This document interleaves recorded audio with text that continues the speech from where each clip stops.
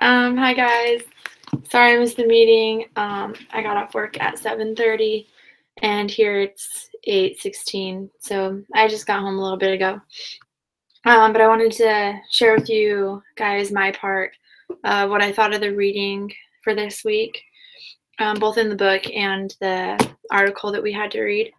Um, I watched some of the group meeting, um, and I just wrote down like a few notes about what I wanted to touch on that you guys also said.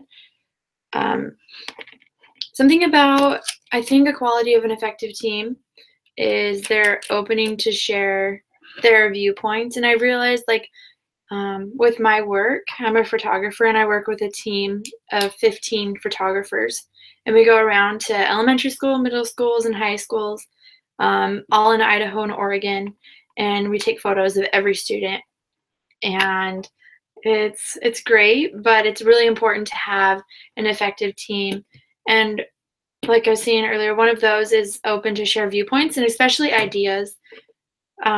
Sometimes I'm kind of scared to share my ideas with my team because I'm afraid that like it won't be good enough or they'll just straight up reject it or they'll think it's stupid. Um, and sometimes I've shared an idea and they're just like, we already thought of that and no. So, I mean, there's things like that that my team and I definitely need to work on.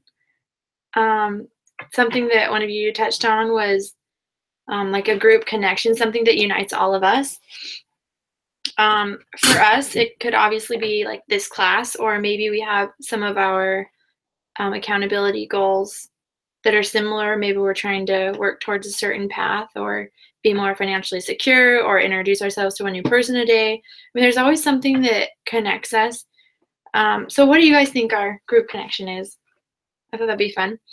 Um, and then something that Benny talked about was being able to being able to accept other people's opinions and how he has been working with a Canadian company.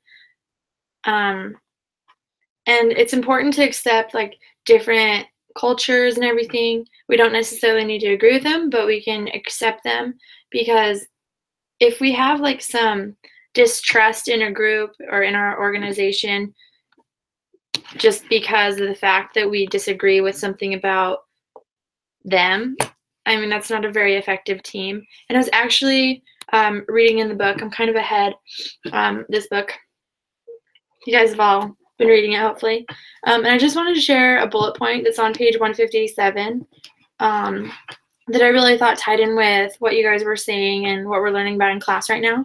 And it says, if you're in a position of leadership at work, rate the transparency of your organization with regards to your various stakeholders. Then consider each situation and ask yourself, if you were more transparent, what difference would it make? Look for ways to appropriately increase transparency and trust divides. That's especially true, like with us, being transparent and being who we really are helps form a better team. It's hard to form a team of fake people. Um, Something that I like about what Benny said is he said, you can be successful in any industry if you have a positive attitude. I thought that was great because it's kind of, well, yeah, it's kind of like a marriage in a way. Um, there's good days and bad days, and there's only good days for me, actually. I've only been married 3 months, so it's good. But I thought about, some people say in a marriage you both need to give 50%. I think that that's not true. I think you both need to give 100%. And that's the same in a group as it is in a marriage. If we're all doing our part and all participating and all checking up on our accountability partners, I think that's a really successful group if we're progressing together. That are, yeah, I just think those are some of my thoughts as far as the meeting goes. Real quick, I need your guys' help with something.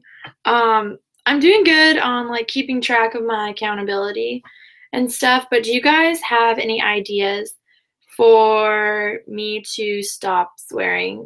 I know it's kind of embarrassing, but I was raised in the country, kind of a hick.